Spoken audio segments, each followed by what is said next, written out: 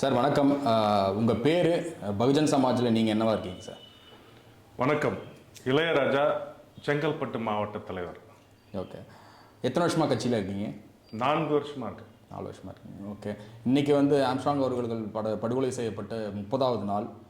நீங்கள் இதை நிச்சயமாக எதிர்பார்த்துருக்க மாட்டீங்க. இப்படி ஒரு சம்பவம், இந்த மாதிரியான நிகழ்வுகள்லாம் எதிர்பார்த்துருக்க மாட்டீங்க. ஸோ இப்போ காவல்துறையினுடைய விசாரணை போக்கை நீங்கள் எப்படி பார்க்குறீங்க இந்த சுச்சுவேஷனில்? தலைவர் அவர்கள் படுகொலை செய்யப்பட்டு 30 நாள் ஆயிடுச்சு.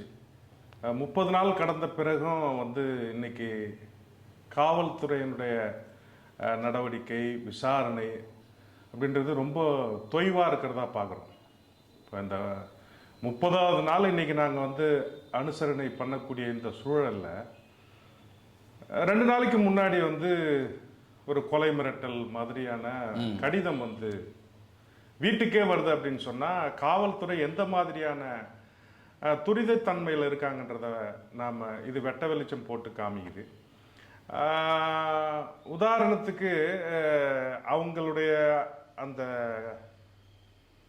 நாங்கள் தான் கொலை செஞ்சோம் அப்படின்ற மாதிரியான அந்த நபர்கள் போயிட்டு சரண்டர் ஆகிறது அந்த போக்கு இருக்குல்ல.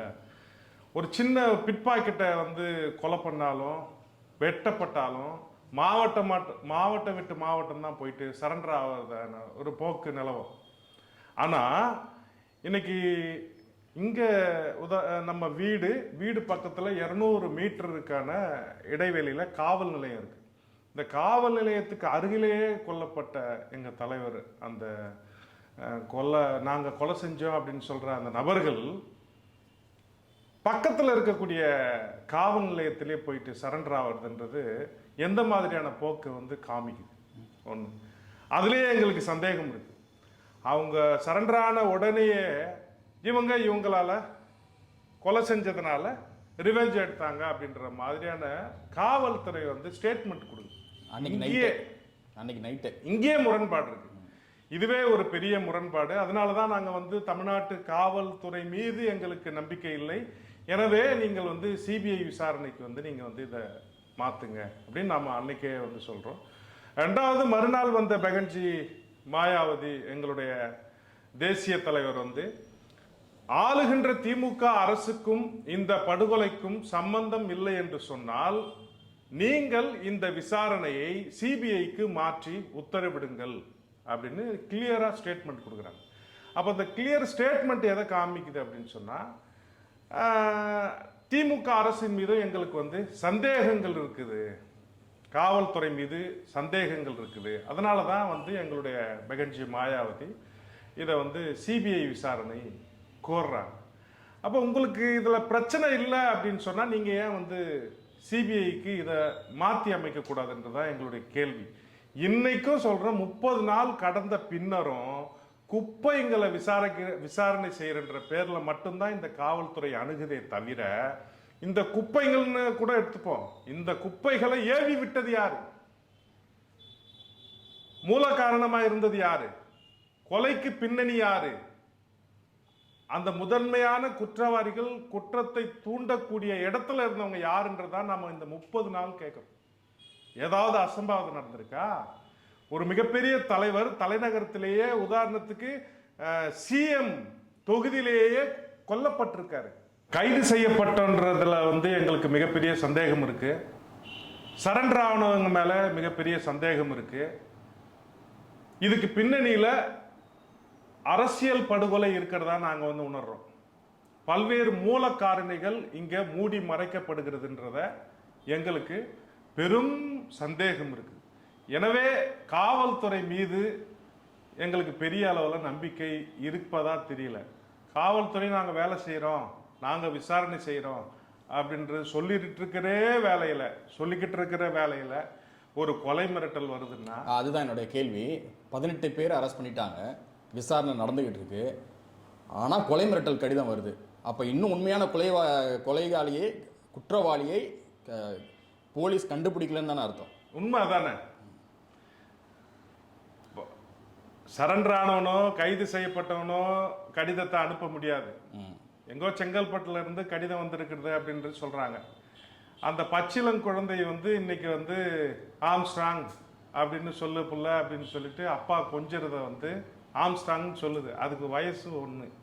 அந்த ஒரு இது குழந்தை அப்பா விட்டு தவிச்சுக்கிட்டு இருக்கிற வேலையில அந்த குழந்தைய கடத்தி நான் கொல்லுவேன்னு சொல்லி ஒரு மிரட்டல் வருது.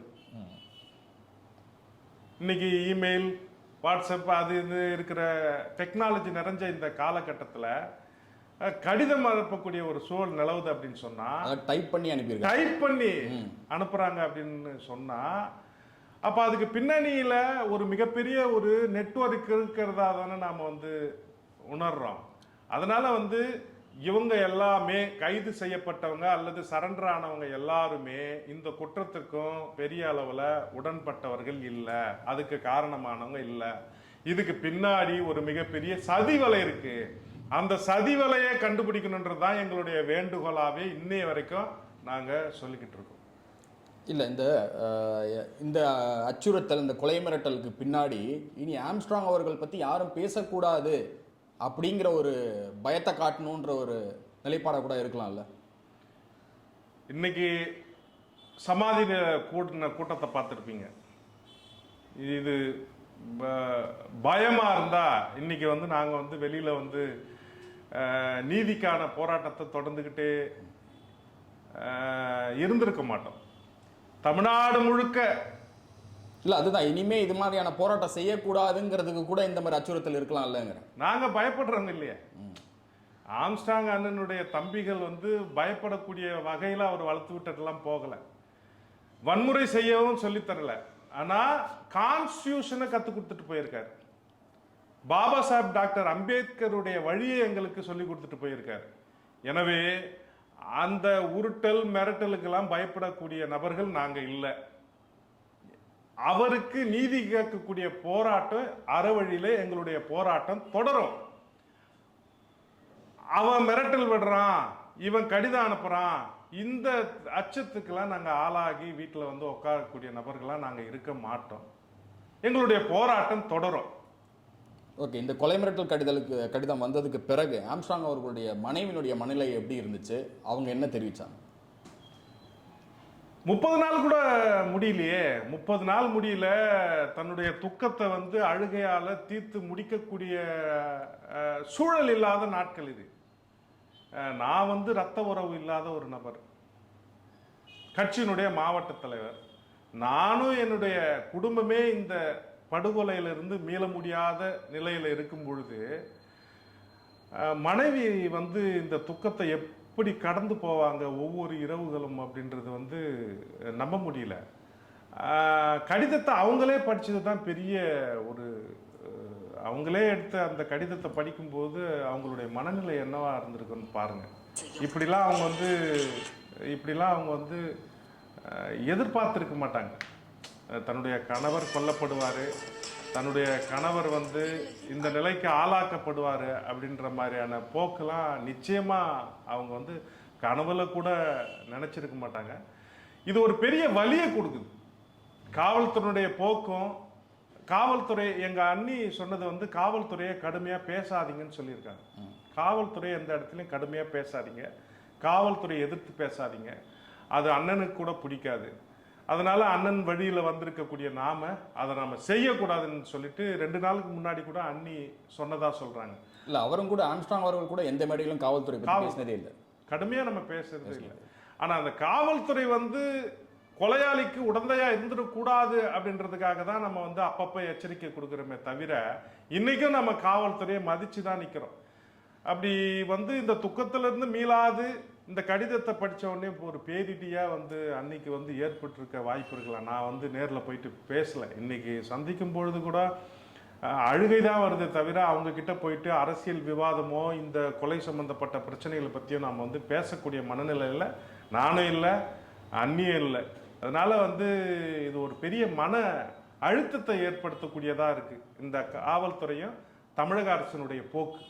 ஓகே, இப்போ திமுகவினுடைய சட்ட அமைச்சராக இருக்கக்கூடிய ரகுபதி என்ன சொல்றாரு, ஆம்ஸ்ட்ராங் அவர்களுடைய படுகொலை தொடங்கி இன்னைக்கு வரைக்கும் தமிழ்நாட்டில் 15க்கும் மேற்பட்ட படுகொலை நடந்துருச்சு அரசியல் ரீதியாகவே. இது எதற்குமே தமிழக அரசு, திமுக தலைமையிலான அரசு பொறுப்பு ஏற்காது அப்படின்னு சொல்றாரு வெளிப்படையாவே. நீங்க எப்படி பாக்குறீங்க? இன்னொரு புறம் சட்டம் ஒழுங்கு சீர்கெட்டிருக்குன்னு சொன்னாலும் இல்லைங்கிறாங்க. மறுப்பு தெரிவிக்கிறாங்க. நீங்கள் ஒரு வழக்கறிஞராக இதை எப்படி பார்க்குறீங்க? இது எவ்வளோ பெரிய அயோக்கியத்தனம்! ஒரு சட்ட அமைச்சர் பேசக்கூடிய பேச்சா இது? தமிழ்நாடு மக்கள் உங்களுக்கு வந்து இந்த அரசாங்கத்தை கையில் கொடுத்துருக்குறாங்க. ஜெயலலிதா மறைவுக்கு பிறகு எடப்பாடியார் ஆட்சி பொறுப்பேற்கிறாங்க. அந்த ஆட்சியின் மீது ஒரு அவநம்பிக்கையில் ஏதோ ஒரு வகையில் அந்த ஆட்சி தேவையில்லைன்ற பட்சத்தில் உங்களுக்கு ஆட்சியை கொடுக்குறாங்க. அந்த ஆட்சி கொடுத்தா நீ எப்படி இந்த ஆட்சியை வழி நடத்தணும்? அப்ப இந்த ஆட்சி யாருடைய கட்டுப்பாட்டில் இருக்கு? மாண்புமிகு முதலமைச்சர் கட்டுப்பாட்டில் இந்த ஆட்சி இருக்குது அப்படின்னு சொன்னா இந்த மாதிரி சட்ட அமைச்சர் பேசக்கூடிய சூழல் இருக்குமா? 40 தொகுதி முழுசா கொடுத்துருக்குறாங்களே, பாராளுமன்ற தொகுதியை வந்து 40 தொகுதியை முழுசா நீங்க ஜெயிச்சிருக்கிறீங்க. உங்களை நம்பி வாக்களிச்சிருக்கிறாங்க. குறிப்பா வடக்கு மண்டலத்தை சார்ந்த தலித்துகள் வந்து பெருவாரியா வாக்குகளை வந்து அள்ளி கொடுத்ததுனால தான் நீங்க வந்து வெற்றி பெற்றிருக்கிறீங்கன்னு சொல்லிட்டு தமிழிந்து போன்ற நாளேடுகள்லாம் சொல்லுது. அப்ப கொலை நடக்குது.